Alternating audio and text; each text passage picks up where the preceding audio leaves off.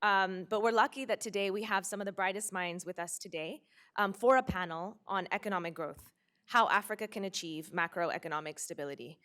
So I'm excited to introduce and invite to the stage our moderator, Peace Suwaze. Peace is a student in public administration at the Harvard Kennedy School. And prior to joining HKS, she served as the executive director of financial stability at the Rwandan Central Bank, where she oversaw the supervision and regulation of banks, microfinance institutions, the insurance and pension sectors, as well as payments. So I'm excited to invite you to the stage. Please join me in welcoming Peace. Good morning. Thank you everybody for joining us for this ADC, and particularly for this conversation on the economy, how to revive the African continent's economy. To help us go through this conversation, we're joined with amazing panelists. Help me welcome Professor Reinhart, Carmen, who is, I'm not going to go into the details probably of their bio. They've been shared in the brochures that have been shared, that have been printed. But Professor Carmen is known for her work on financial crisis. And I think this is such a topic of discussion as we start this conversation. Professor Carmen, please join us on the stage. We're also joined by Professor Ricardo Hausmann, who is the founder of the Harvard Growth Lab and does extensive work on international development. We'll be looking forward to also hearing his thoughts on how to turn around the economies on the continent. Professor Hausmann, please join us. We're also honored to receive Ambassador Gatete. Ambassador Gatete is Rwanda's permanent representative to the UN. Prior to that, he was a governor of the Central Bank of Rwanda. He has been the Minister of Finance, and he's also been a Minister of Infrastructure. So very practical experience from the continent. So also looking forward to hearing your thoughts, Ambassador Gatete. Please do join us.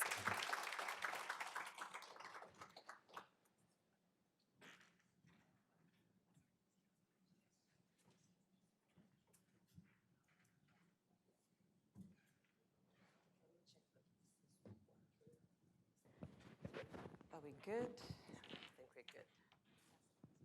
Are they mic'd up? Thank you. So welcome once again to this conversation on economic growth and how the continent can reestablish macroeconomic stability. Why does this conversation matter? It's about people. We know that today more than 50% of the world's population that lives in extreme poverty is in Africa. But we also know that at least 30 years ago, 50% of the world's population that lived in poverty was in East Asia. But the continent was able to turn around that statistic in about 30, 40 years through economic growth. So growth is important and crucial for the continent if we're to lift people out of poverty. And to get us started, Professor Reinhart, I've heard you speak repeatedly and I've seen you write about what you call the reversal challenge. If you could talk us through that and what you see as a potential problem. Indeed. Is this on? Yes. It's on. About how long do you want me to, because she has a reputation. They know me, so, I can, 5 minutes? Okay. So, very briefly, I have followed, I've over the course of the years, I've followed the booms and busts, if you will, in emerging markets by region. And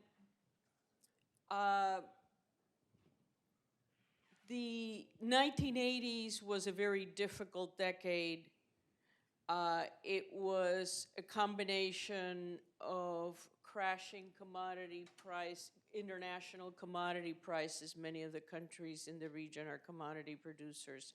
Rising international interest rates, debt crises, with all the consequences that has for growth, poverty reduction, and really economic development.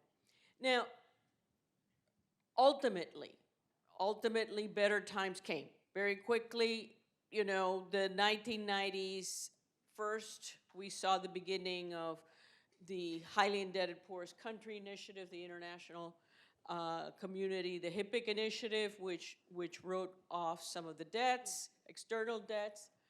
Then came the China decade in the 2000s with China's double-digit growth meant very strong commodity prices and a lot of new lending into Africa. And now, what we've seen since 2015 is a big turnaround again. That prosperity period, that period when we saw very significant increases in most of the African countries in per capita incomes, we saw poverty reductions, we saw much more tendency to much more stable inflation, low inflation, and that very prosperous period began to falter around 2015. Commodity prices crashed. And then we began to see, you know, countries, particularly, you know, we saw with the oil producers, saw Angola, you know, the beginnings also of debt difficulties. Then came COVID. And then, as we've just heard, Russia's invasion of Ukraine for the many countries that are either oil importers, wheat importers, or both, and that's a long list. In very significant, it was another major shock. So we've had a series of, you know, in the old children's literature, what one would call a series of unfortunate events. And that, I think, will pose real challenges for policymakers. And it's easy for me to sit here and say, you should do this, you should do that. But I think the reality is it's going to be a period of very difficult decisions. Because I mentioned inflation. Well, inflation has certainly turned the corner in many of the countries, and it's turned the corner everywhere, globally. But you know, the situation is particularly serious in a number of countries, and for some of them, it is coupled with debt problems. So, looking ahead, I think many countries, and I will point out that anticipating in the aftermath, or I shouldn't say aftermath, but in the later stages of the COVID pandemic, anticipating this, the G20 put together the common framework for debt treatment, which is meant to help countries that are having debt servicing difficulties, that have sustainable debt, help restructure debts. So far, 4 countries have applied. They're all African countries. Chad was the first, Ethiopia and Zambia, more recently Ghana. So far, we have had 0 restructurings. And so that is a source of concern. It's a concern that, once again, I mentioned it was for no reason, not in vain that I started out talking about the 80s and 90s, because that was a period in which it took a long time for the international community and the debtor countries to reach an agreement that allowed things to work out, meaning debt reduction. In the meantime, it poses very difficult challenges, and I will conclude by saying the difficult challenges are borrowing from abroad is limited, and you know, right now you have tightening conditions financially, globally. Global interest rates are rising. Major central banks are tightening. China, which was a big lender through 2018, now has negative net flows from the region, so net repayment, because it's more leery about making newer loans given the debt difficulties. So that's, you're operating with tight budgets, limited budgets, and I think the two things to conclude, I think that in the past, these challenges were met with fairly across the board and blunt cuts in spending. I think one thing we've learned is one has to be, no spending cut is welcome for a politician or easy for the economy, but there are better and worse ways of adjusting the budgets that do safeguard some elements of investment, both physical investment and human capital investment. That's number one. And number two, be very careful with debt management because this is a tricky period. Credit ratings have had a wave of downgrades, and so managing debt in particularly,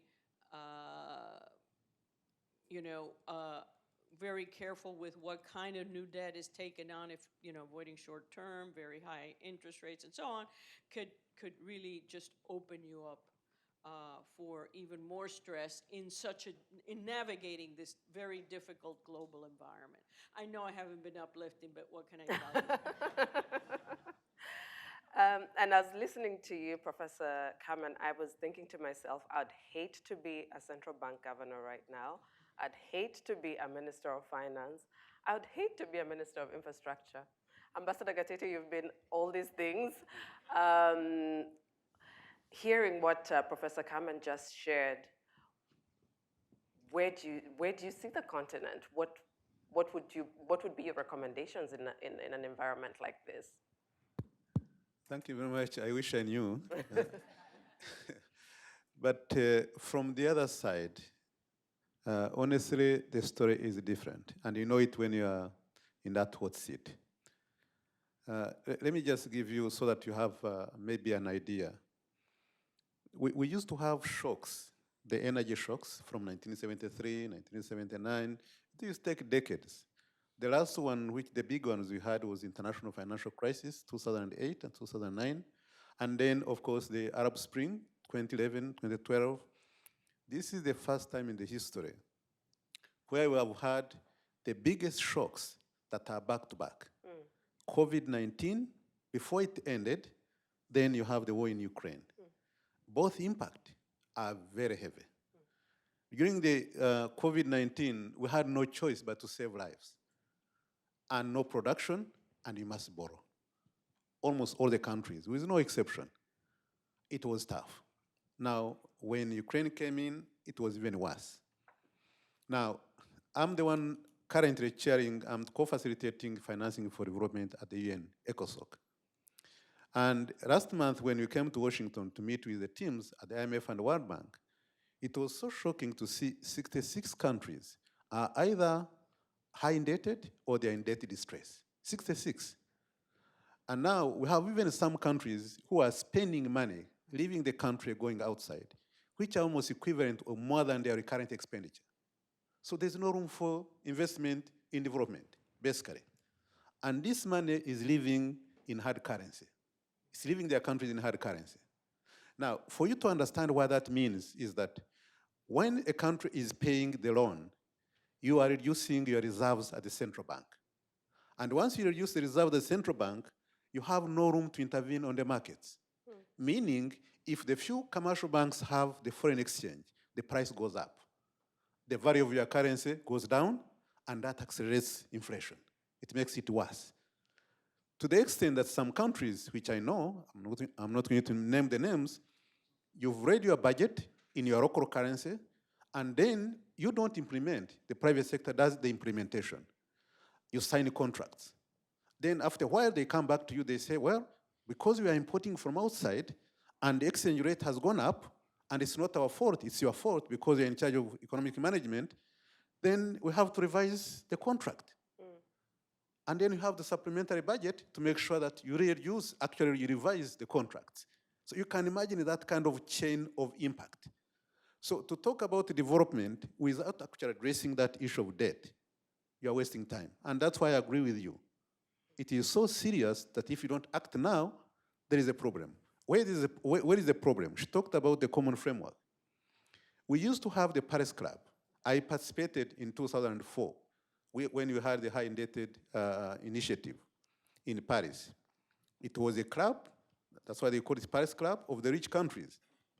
We go in, we make a presentation, they tell us to go outside and take coffee while they are discussing.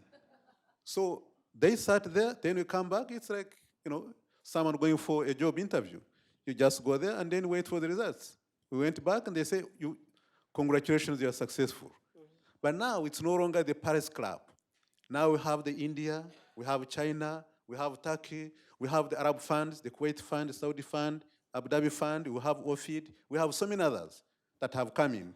And in addition, we have the private lenders because you have issued also the Eurobond and others. So we have other big ones that are there. Now, how do you coordinate all these people together in the same room and take a decision? That's where the problem is, because you are not going to coordinate all of them to agree on the terms on how to restructure. And that's a big problem. Another big problem that has accelerated this, actually, is that the combination, the money that the international financial institutions, the World Bank, the African Development Bank, and others used to give, they were very good concessional money. 40 years to 42 years, 0.75% interest with 10 years grace period. I wish you could have that for your loan. That would be very important. But for some others, it's 1.5%, it's 2%, 20 years, sometimes 3 to 5 years grace period. Very expensive for a country that has no choice. And the reason why our countries are going to these other outside world to look for money is because our rating is so low. We cannot go to the market and get it cheap. That's why these institutions were put there to help countries like ours on the African continent. And that's where the serious situation comes in now. What do we do?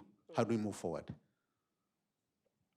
I don't know if it is encouraging, but I was just explaining the situation the way it is, but maybe there are other ways of how we'll talk more about that later on to see what can be done. Indeed. Thanks.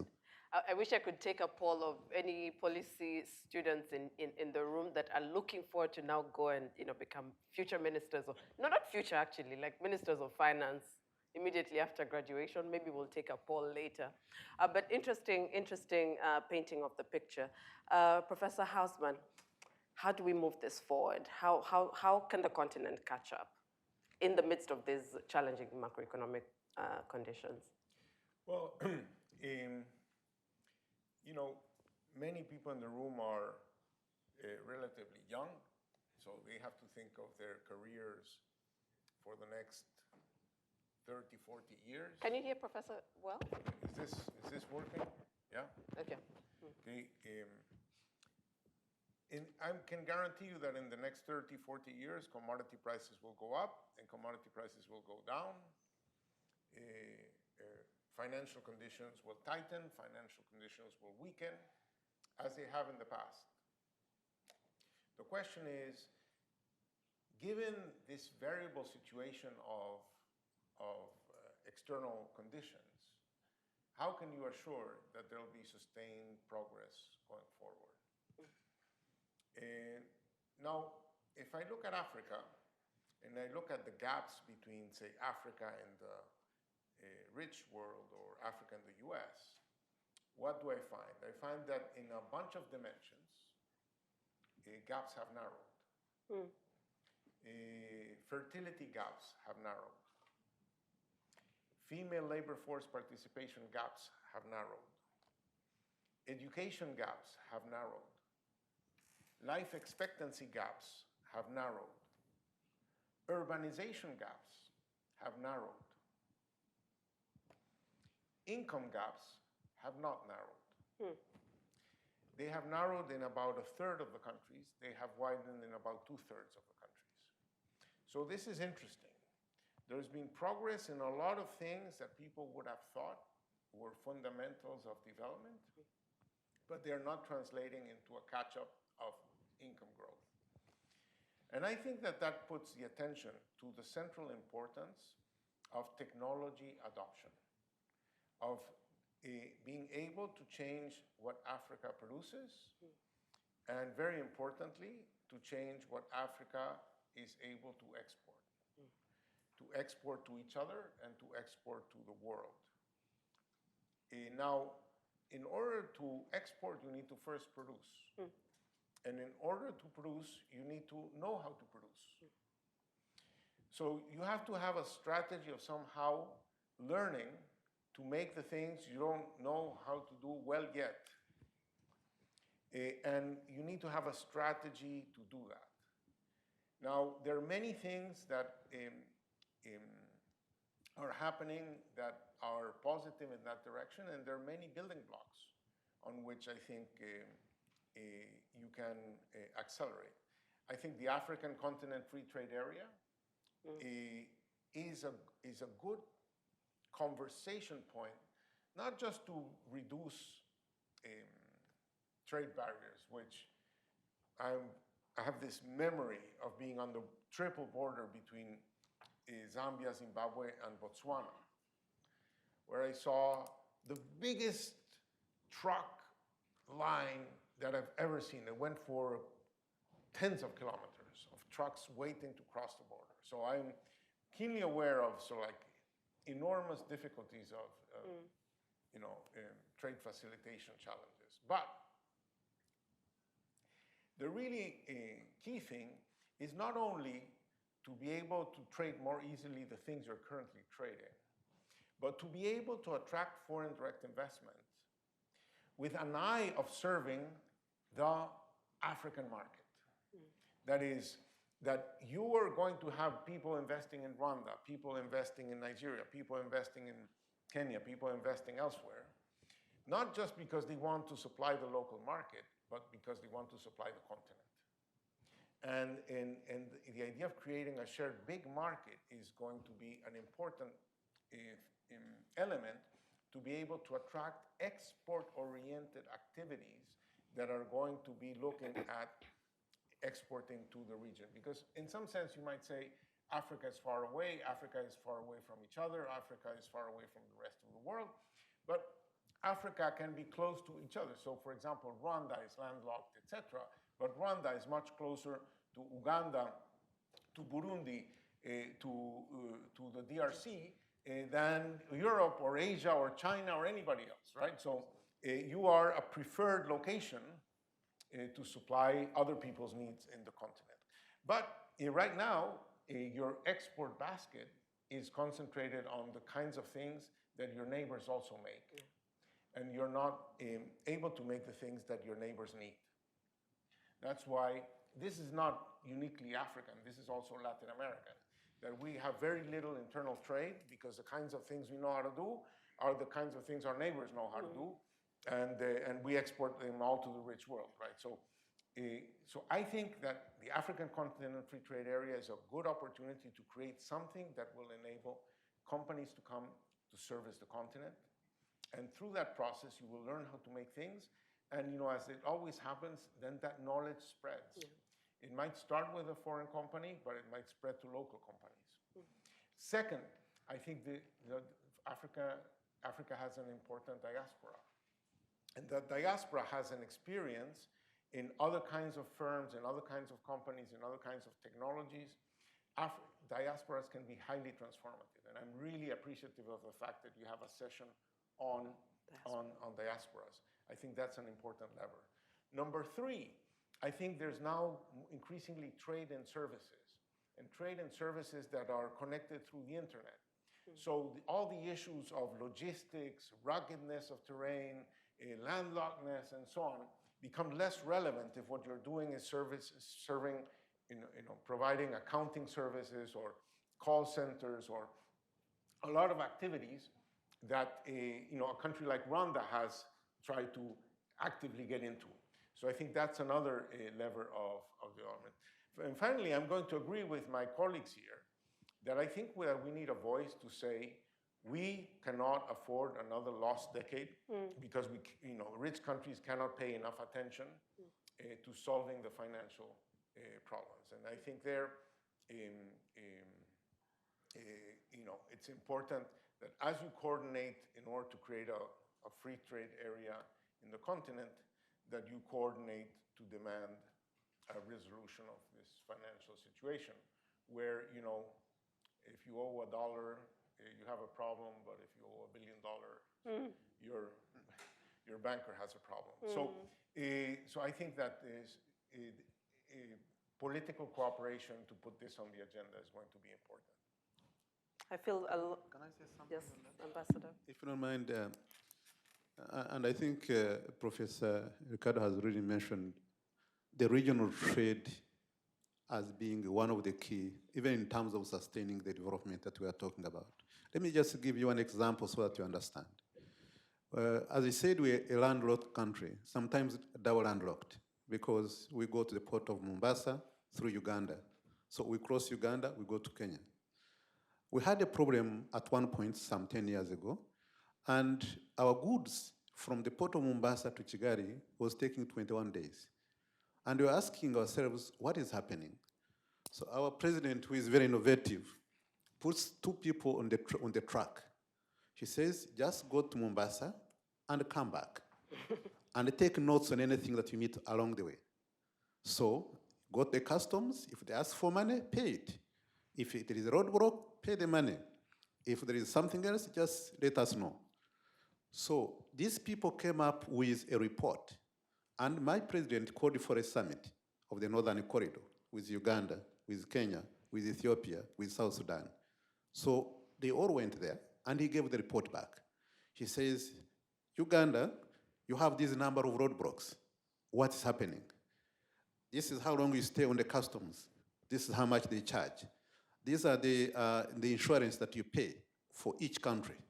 This is the way bridges, how many they show for Kenya, they show for Uganda, and the heads of states were surprised. They were innocent, they were surprised. So in that meeting, in that summit, of which I was present, they took important decisions. Number one, for that whole region, you should go without using your passport. You can only use your ID. That was very important. Secondly, they said there should never be any roadblock because there's no crisis here. Why should you stop someone traveling? They all agree on that. And then for the way bridges, which were so many, they were saying you only need one for the country to see if the vehicle is overweight and all that. And for the insurance for your goods, normally they used to pay insurance for Kenya, insurance for Uganda, insurance for Rwanda. They agreed that they should use the commercial insurance so that you only have one. And then for the communication, they removed the roaming charges for the communication, meaning that if you're in Kenya, you're talking as if you're in Rwanda.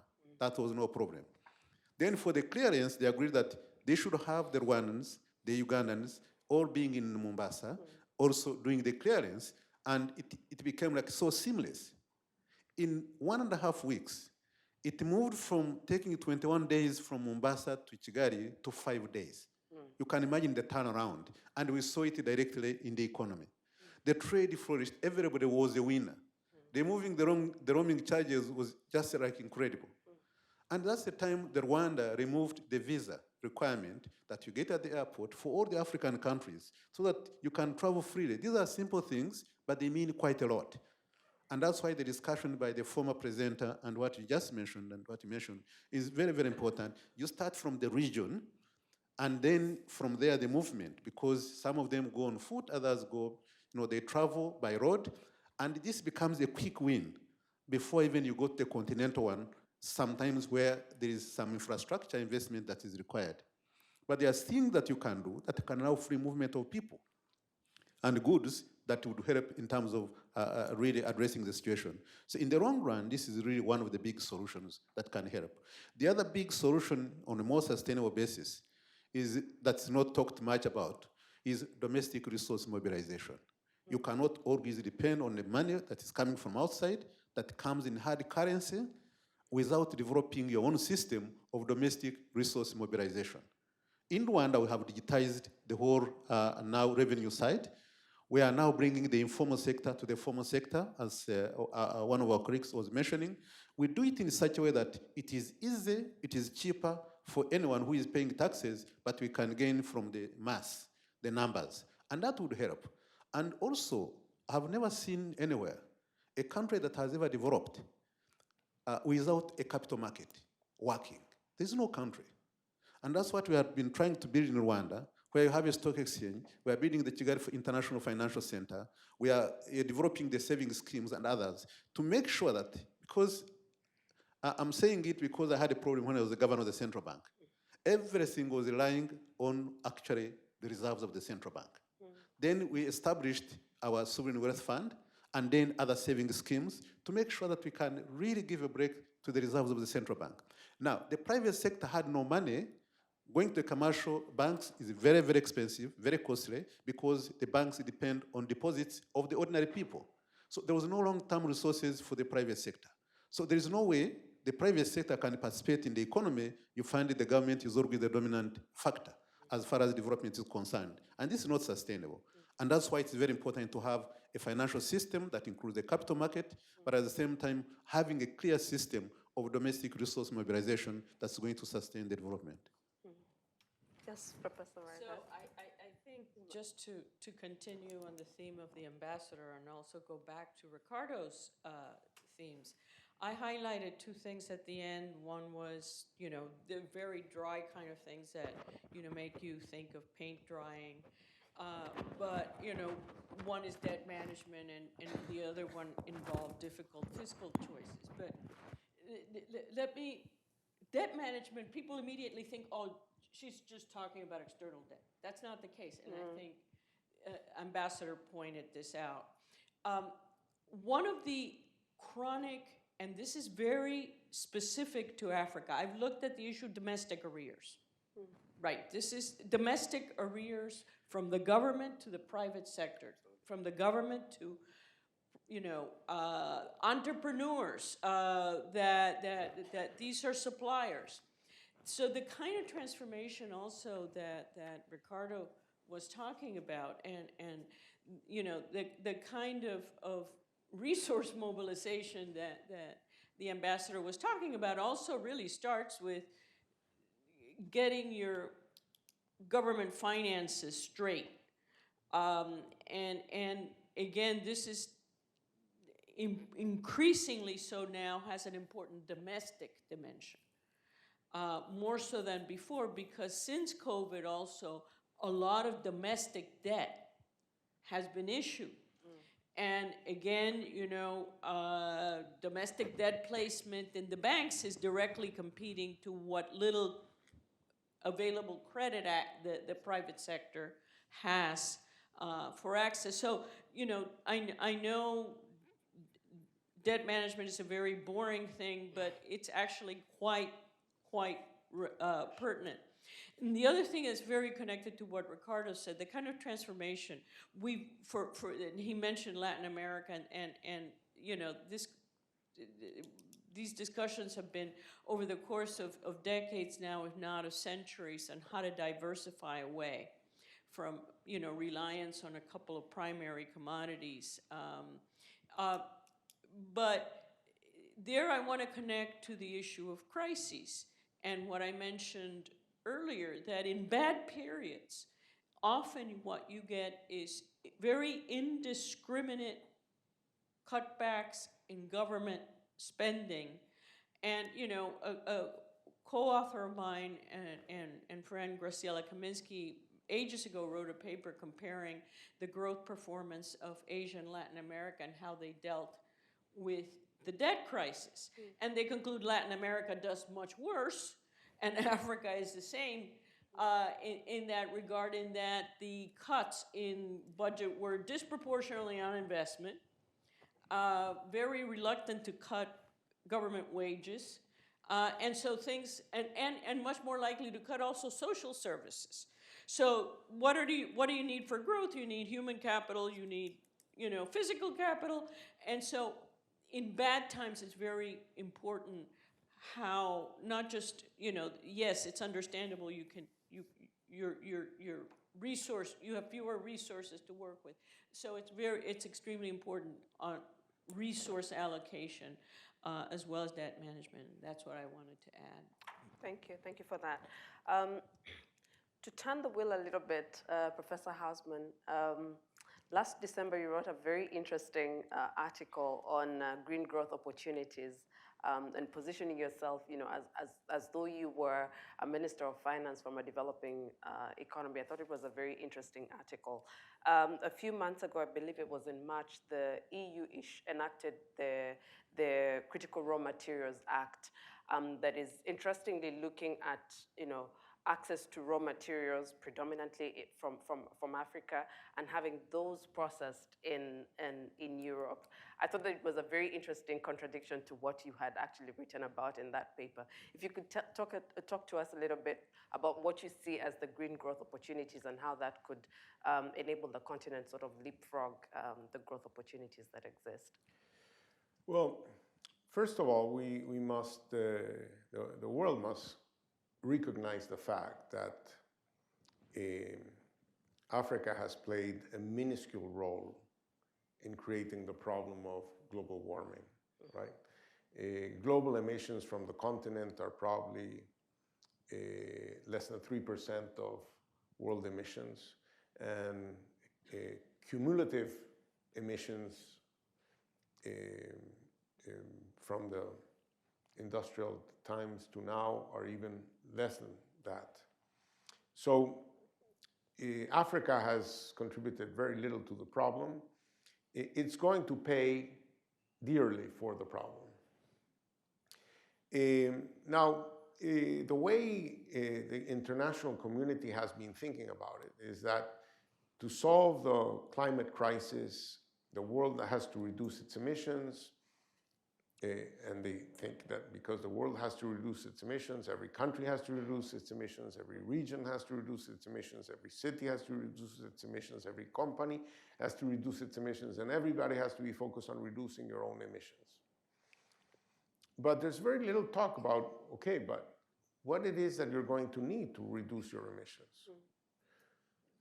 And who's going to be making the things that you're going to need to be able to reduce your emissions. So I'd like to reframe the issue, because I think this idea that the world has to reduce its emissions, peace has to reduce its emissions, suffers from the fallacy of composition. For the world to reduce its emissions, many things have to happen. And somebody has to make the things that enable the world to reduce its emissions. So the question that I would ask is, what can my country do to help the world reduce its emissions? Not what my country can do to reduce its own emissions. Africa's emissions are already low, not going to move the needle. But maybe Africa can be an important provider of the means that enable others to reduce its emissions. Now here, the best basket case to illustrate the point is the case of Bolivia. Bolivia is the country with the largest lithium reserves in the world, okay? Now, Bolivia gets invited to this COP27, COP26, COP28 meetings where they're supposed to announce their commitments to reduce their emissions. Now, Bolivia has extracted exactly 0 tons of lithium out of their reserves because they cannot get their act together, right? China has minuscule reserves of lithium, but it's producing at an incredible rate. Australia has about 1/3 of the reserves of Bolivia, and they are the largest global producer. But Bolivia cannot get its act together to produce its lithium, okay? So right now, mining in Africa is maybe in many places kind of the only game in town.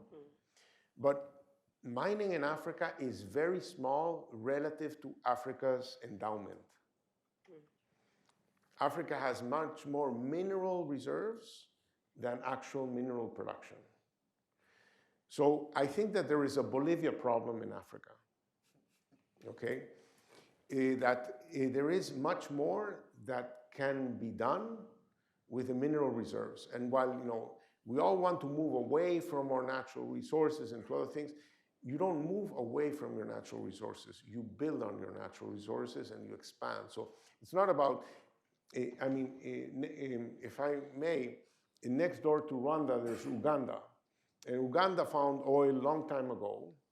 But President Museveni he didn't want oil extracted unless somebody built a refinery. As a consequence, he got no refinery and no oil, right? So I think that we have to be a little bit more Australian and less Bolivian. And I think that's going to generate activity, an important source of foreign exchange that will relax constraints in the country, probably an important source of fiscal revenues that will allow to advance in other areas. And then once you have those mineral resources, then we can start negotiating about processing at home. We are seeing right now in Indonesia, they have very large nickel reserves. So they said, look, we have a large domestic market. We are part of ASEAN. This is the right place to build a battery plant. This is the right place to build electric vehicles. This is the right place to build electric motorcycles. We're going to leverage the fact that we have the reserves, but we're also going to leverage the fact that we have a large domestic market and that we have access to other markets. And that, I think, is an interesting strategy of how to play your hand. But I would not accept commitments in terms of greenhouse gas reductions if there are no equivalent commitments to have a role for Africa in participating in the production of the things that the world will need to decarbonize. For example, we are now very actively involved with the government of Namibia. And Namibia has a ton of sun and a ton of wind. Actually, the capital is called Windhoek, which means windy corner, right? And there's the Namibian desert. So it's the ideal place to capture sun and wind. What do you do with that? Well, yeah, maybe you can do some green hydrogen, transform it into green ammonia, and the Europeans are going to be desperate about that. But it's going to be a place with very cheap sources of green energy. So Namibia has to also try to attract, once it builds that, to attract companies to use that cheap green energy so that energy-intensive industries will find it attractive to locate in Namibia. And then the world will stop making things in a gray way in Europe if it can make it in a greener way in Africa. And that's another example of this theme. But I do believe that we have to reframe the discussion. It's not about stopping a coal-fired power plant in Botswana because of climate considerations. No, it's really about if the world wants Africa to play a role in decarbonization, that role has to include not only local reductions, but producing at home the enablers of global reductions. Thank you. I have enormous respect for our panelists, so I could continue the conversation one-on-one with them for a very long time. So I'd love to bring in the audience right now. If you have any questions for our panelists, there's a hand back there. If we could start with Nat.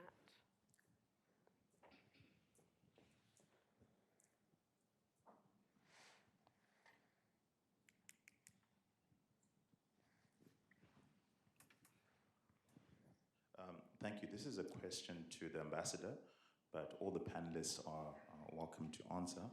And the backdrop is that on the continent, we find that external investors or foreign investors tend to get preference over local investors in terms of tax treaties, protection in terms of investment laws, and it alienates us locals who are on the ground, who have the skill set and the wherewithal to deploy into the industry. So in terms of local resource mobilization, Ambassador, what are you doing in terms of accelerating the syndication of local capital, so that we can at least be confident in deploying sort of into long-term instruments, with a liability profile that obviously matches over time. Because if we don't have that, then we don't have access to 30-year money, which we need as local. So that's part of the question. Yeah, and I guess as Africans, we are skewed towards cash and hot deposits. So what are you actually doing on the ground to ensure that we pivot away from cash and hot deposits? Thanks. Yeah, thank you very much. Indeed, if you go, what you're saying, by the way, is correct. I have to agree with you. That's the problem we had at the beginning, but we had to deal with it. Because for investment in the economy, you need the government, you need the private sector.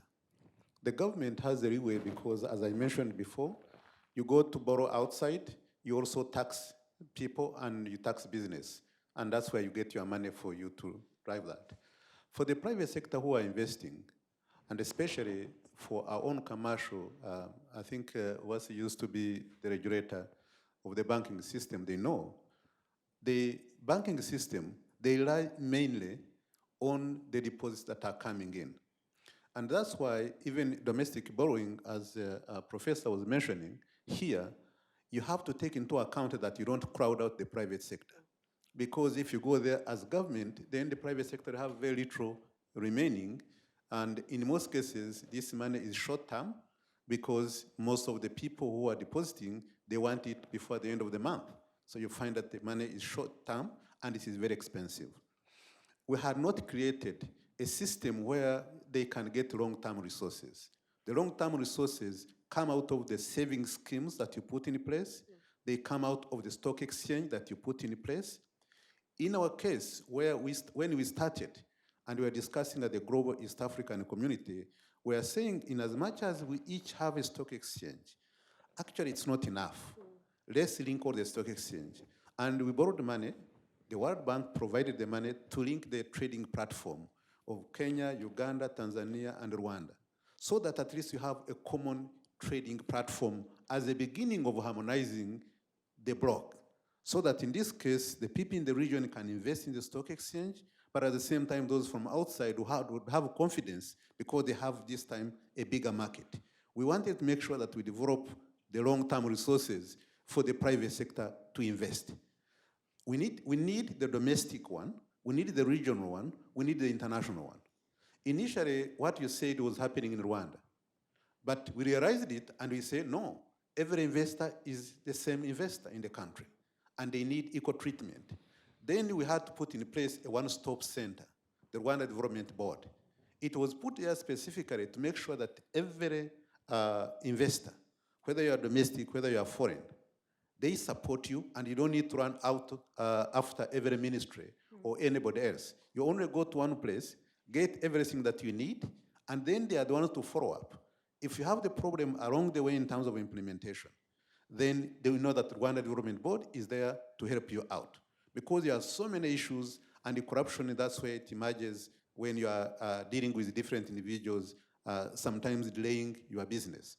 That's why you cannot spend now more than 6 hours without opening your business in Rwanda. 6 hours, you are done. And the rest is now how to follow up. Now, of course, there are many challenges. The only thing that is clear for the foreigners that we put in the central bank law in 2009 was to allow free repatriation of your profits. Because that was a big, big concern. And then, of course, the rest also, it doesn't matter whether you are local or you are international. Those who are making heavy investments, especially in the infrastructure area, we put in an element whereby you are paid in Rwandan francs by the law, but of course, at the dollar equivalent.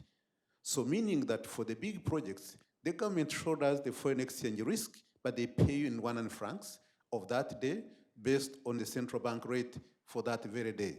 So meaning that actually, at least that issue would be solved. But everything else will have one investment code for everybody, domestic and foreign. So, but for us to reach that level, we first had the problems that you mentioned. And this is something that every country can be able to replicate. Thank you. Kashal? Okay, well, yes, and then Kashal, you'll give her the microphone. Yes, Professor Reinhart.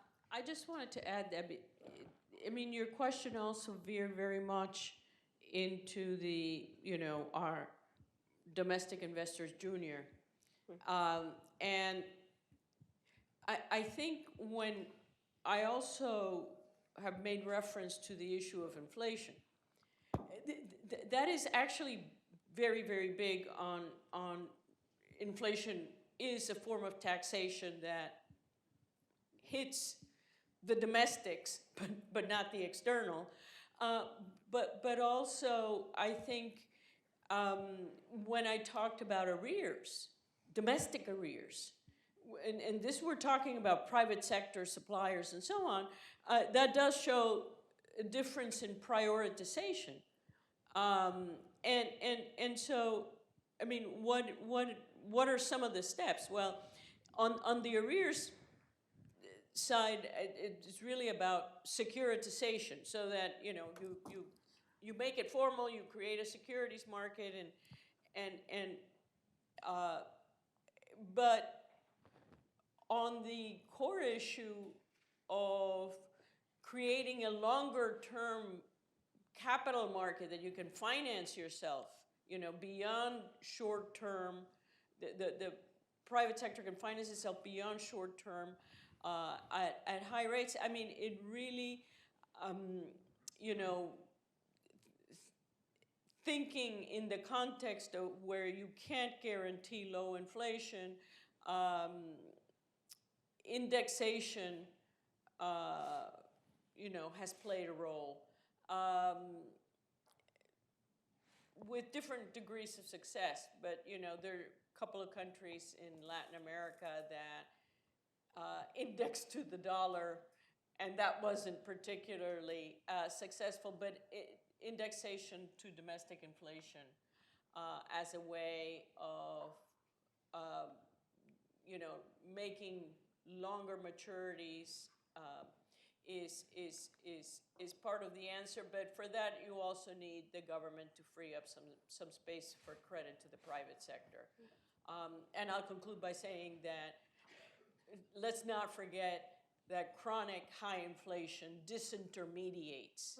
I mean, the case of Zimbabwe is an extreme case, but I can list to you many others where intermediation was shot to pieces because of the chronic and high inflation problem. Okay, so we have 5 minutes left. Okay, thank you very much. Very inspiring and a good presentation. This African problem started from highly debted country. Then from the 2000, it moved on now to COVID, to Ukraine. Whenever there's a high shock in the world, Africa suffered most. What actually is the problem? This African problem have been there for a long time. Africa has a lot of resources, youthful age, brilliant and so many things. What actually is the problem? It has been always a topic being discussion. I think that African leaders move to countries like the US, see a lot of development. Why is it that they are not able to implement? And then always there have been a topical issues, Africa, Africa, Africa. Okay. What I humbly request from the panel, what actually is the problem? Okay, thank you. Let's give somebody else an opportunity so that we can redeem our time. Can we take 3 or 4 questions? Okay, so let's take 1, 2, 3, so that we can manage our time well. 3, 4, okay. Please keep it as short and precise as possible so that we can get to hear from everybody else. Hello. This is for Professor Hausmann. I just wanted to understand, given the global ESG movement, which seems to have a fairly one-size-fits-all kind of approach, I was quite intrigued by the nuance that you put put forward with respect to the role that Africa can play in the, let's call it the global green transition. Could you maybe just flesh out a little bit more those seeming contradictions between the global ESG movement and the points that you raised? Thank you. One more.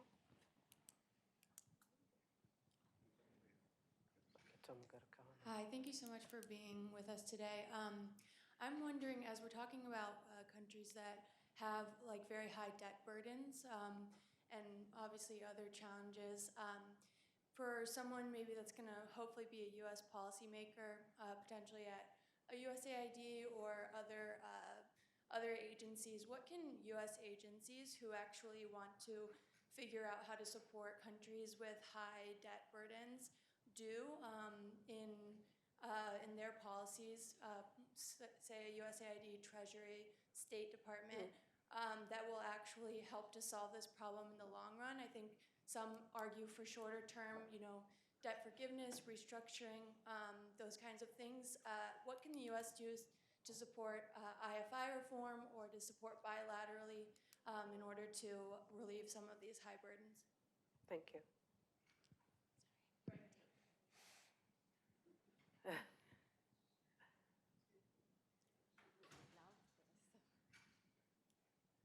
Thank you. I have a question regarding debt management. So how to coordinate emerging debt lenders, particularly India, China, and particularly how Africa could leverage the negotiation power in coordinating different debt lenders. So thank you. Great, thank you. Cashel, if you can take just this question, and there's a lady here, and then we can try to bring it in together. There's a gentleman over there, and then this lady. Oh, okay. Thank you. Please keep it as. Right. So, as Africa attempts to replicate the success of other industrialized nations, how can we avoid pitfalls like crony capitalism and human rights exploitation when it comes to workers and employment? Thank you. Do you have a microphone? No, but I can amplify. My question is to Professor Hausmann. So just keeping in mind the theme for this conference, which is reimagining Africa's growth on our terms, I think, could you please comment a little on the comment you made about President Museveni? I think him insisting on a refinery was an example of trying to negotiate on his country's terms. And you made the comment that he ended up not getting the oil, neither the oil nor the refinery. If you were in his shoes, how would you negotiate on your terms? Thank you. Cashel, one last one, and then we can just have the panelists respond to that. My apologies, time. It's the last one, I swear. Hi, everyone. So you talked about the debt burden of many countries, and I recently read an article that I found interesting, also because of the whole climate crisis we talk about, that said that there is a significant chance to use so-called debt-to-climate swaps in the case of Africa. And I'm just interested in your take on this sort of financial instrument. Is it interesting? Would it be meaningful? And what would be needed to implement it in a significant way? Thank you. Thank you. So over you to the panelists. You may choose which ones to respond to in whichever order you choose. I think Professor Reinhart, there's a lot of them on, a couple on debt.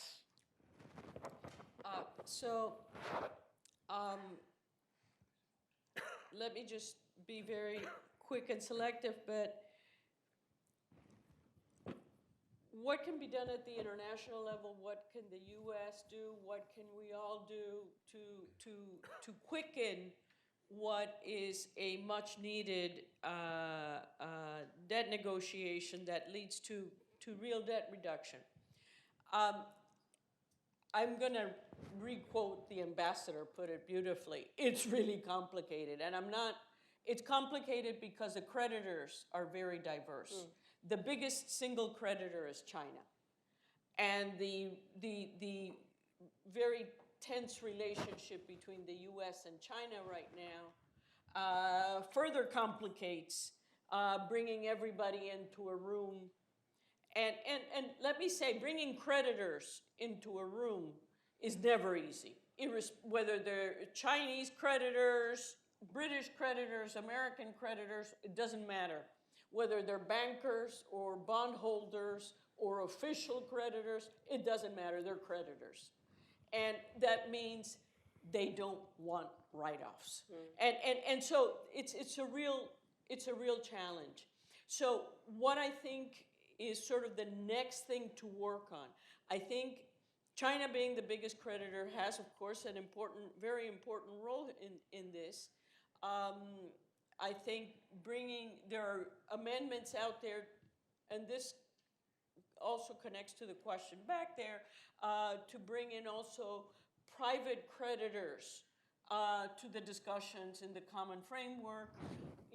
As the ambassador noted, we have, in the case of Ghana, you have bondholders, you have multilaterals. And the last question on the multilaterals, well, look, one of the big things that has been a big push China has had is, well, look, after China, the largest creditors are the multilaterals, the IMF and the World Bank. Why doesn't that debt get haircut as well?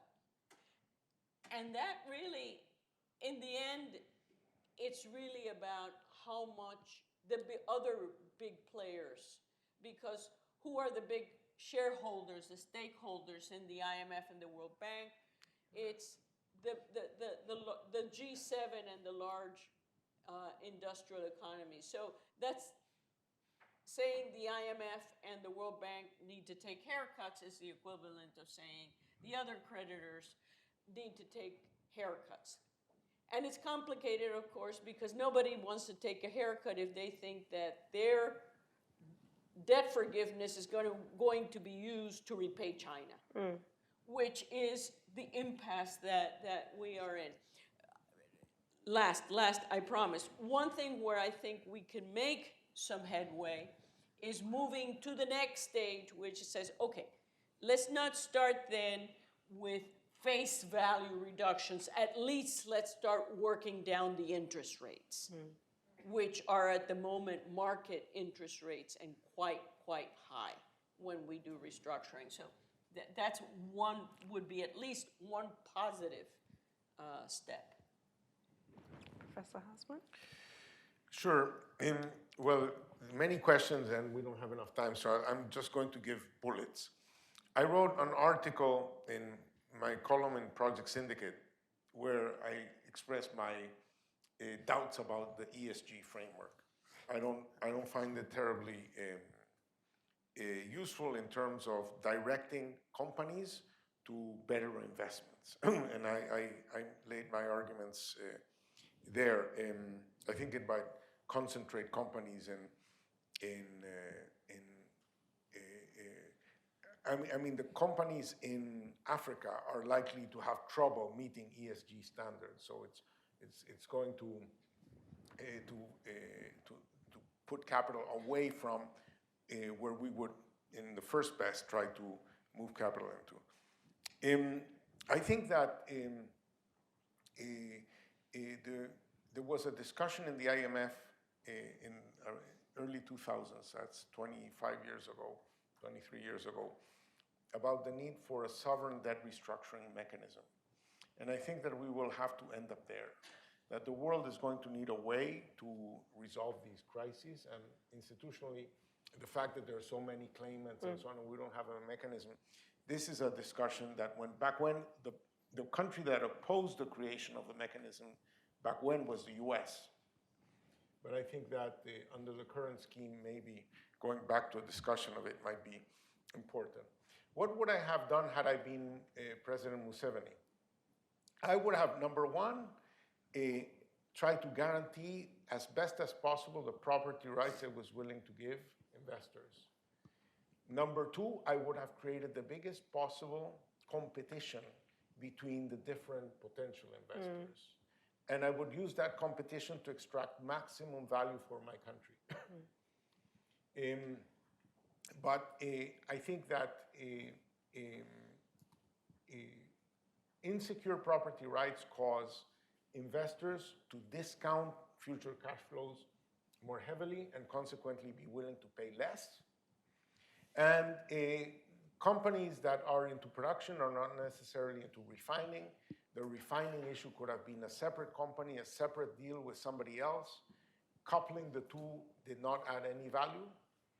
And so I would say that countries need to be as smart as possible in trying to get their national interest maximized in these processes. But I see countries being trapped in unpractical ideological stances that don't help. And the extreme case is Bolivia, but there are many countries that resemble Bolivia in this dimension. I have not thought about that for climate swaps, but I think that, look, there's more sun in the tropics than there is in the North Pole. And there's a lot of biomass that could potentially be produced in Africa, and that biomass can, there's a market that we will need for what they call sustainable aviation fuel. Where is sustainable aviation fuel going to come from? All the airlines are going to need it. They're going to be willing to pay a premium for it, etc. Who's going to produce it? You can use biomass to produce not only biofuels, but biochar, and biochar can be a carbon sink. You can use carbon sinks just from reforestation and other things like that. In the world we wish we lived in, there would be a global price for carbon. And countries should be able to document that they have captured carbon and get paid that global price. So I can imagine Africa sinking carbon for a good international price. And that could lead to investments and activities where these things could happen. So in general, my attitude would be, let's try to maximize the fact that the world is trying to decarbonize to create opportunities for development in Africa. But let's not start by asking ourselves the question, how can we constrain African development so that it emits less carbon? And I think that's just the wrong frame. There is a very positive frame on how Africa can help the world decarbonize. Thank you, Professor. Any last comments? 1 minute. Yeah, I don't know how much to add, but let me start with Africa. There is nothing wrong with Africa. Thank you. It's a perception. And a perception is not something that you can put in numbers. And we have to create the environment. And it is being created now. We are seeing some positive investment. But to have because currently where we stand is not good. Because the ODA, the aid that comes in, is very low. It has actually declined, 61 billion. Foreign direct investment, 83 billion. It's only the remittances that is actually 96 billion. That is also still going up. This is too little. Just to give you an example, the foreign direct investment that came to Africa is 83 billion compared to 84 billion to India alone. So that's how bad it is. And it's for us to be able to create that kind of environment that is going to attract that money. And the Continental Free Trade Area is one of the big incentives and the thing that we are doing to make sure that is being implemented. For debt, urgently, there is something that can be done. They mentioned United States. What can United States do? As you mentioned, it is the largest shareholder in IMF, the largest share in World Bank. It's a big share in African Development Bank. It has a big say in the G20. It has an influence in so many different ways. And with that, it can definitely play a leading role. But secondly, and I think this is very practical, the special drawing rights. We all said, because we are facing a terrible situation, let's cash in on our special drawing rights. US doesn't need their own, doesn't need special drawing rights. That's how it can help these other countries, because they need aid. Some of the vulnerable countries need aid now. They need grants now to make sure that they can survive as we try to address the issue of debt. And then the issue of debt has to be definitely discussed. There is going to be a summit for the reform of the international financial institution architecture in 2025. And in between here, we are now discussing how things are going to go because the institutions that are working for us are no longer fit for the purpose. The reason why countries go to other countries to look for extra resources, which are very expensive, is because the IDA resources, which was supposed to be long-term, which was meant for the countries which are developing, is a small percentage of what is needed. And yet, these international financial institutions have the responsibility to mobilize resources, including sovereign wealth funds and other resources that they can own lend because they have the AAA rating. But there is more importance on keeping their AAA rating than mobilizing extra resources for these rich countries. And you have to design how do we address the issues of developing countries. And that's why they end up going to commercial lending or issuing the Eurobond and also getting money from other places which are very expensive. It's because they are not getting enough. So we have to sit down and address and say, well, in this century now, why should we change? And how should these countries be supported to make sure that they can get more resources mobilized that can help the developing countries? We have the issue also that we have to discuss of currency. Because if you have to pay back in hard currency, you borrow in hard currency, then you must be having a way of making sure that you can generate enough resources to pay in foreign currency. It's a big issue that we think that, and it had worked. Thirdly, there is a problem, just to give you an example of the World Bank or even ADB. Government goes alone to borrow from the mainstream World Bank. And yet there is also the IFC. And IFC goes also to the private sector. They don't talk to each other. And if you are well coordinated, they actually have a private sector window in the World Bank. They also have the IFC. The two don't work together. The MIGA doesn't work together with the government, but they work independent. If there was harmonization, if there was a coordination, then we would gain more. I will give you an example where we had to do one example. We had a project for the water supply in the city of Kigali, 40,000 cubic meters of water. It was costing more than $500. I was the Minister of Finance. I didn't have that money. Sorry, Minister of Infrastructure at that point. So we had to negotiate with the private sector so they can invest in the plant, which was more expensive, and then government to invest in forwarding infrastructure and the reservoirs and the rest of it. So with that one, we had to negotiate with ADB to provide the money, lending, and then the government, we paid half or less than half. And that helped in terms of the private sector coming in. The private sector are having a big problem in terms of getting cheap money, whether external or domestic. And that's where we need to come in and with the risking factors, with also the blended finance and other issues to make sure the private sector can be able to invest. And it's not always the government that has to borrow expensively to be able to invest when the private sector would take that kind of opportunity. But there is what the government can do in terms of de-risking and using the money it has borrowed from outside to make sure that you don't be the one to invest alone, but the private sector can invest if some things can be done. I learned that from the real infrastructure. If I had time, I would give you so many examples of what we tried, but we don't have much time. Thank you so much. We can meet you over coffee.